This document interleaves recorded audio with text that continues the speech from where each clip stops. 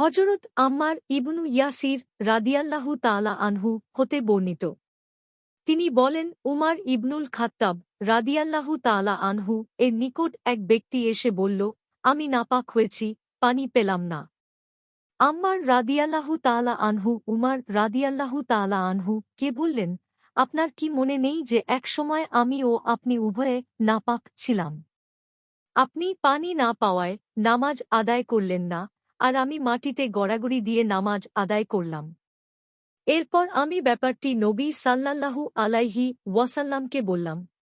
তিনি সাল্লাল্লাহু আলাইহি ওয়াসাল্লাম বললেন, এটাই তোমার জন্য যথেষ্ট ছিল।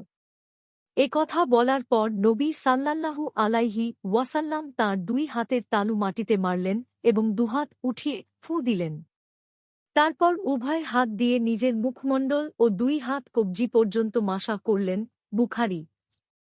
এভাবে ইমাম মুসলিমও বর্ণনা করেছেন, যার শেষ শব্দগুলো হল, নবী সাল্লাল্লাহু আলাইহি ওয়াসাল্লাম বলেছেন, তোমাদের জন্য এটাই যথেষ্ট যে তোমরা তোমাদের হাত মাটিতে মারবে, তারপর হাতে ফুঁ দিবে, অতঃপর মুখমণ্ডল ও হাতের কবজি পর্যন্ত মাসা করবে।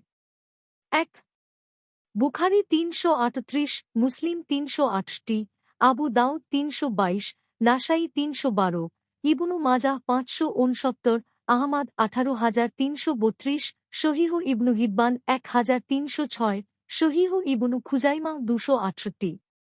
মিশকাতুল মাশাবিহ ৫২৮। হাদিসের মান সহিহ।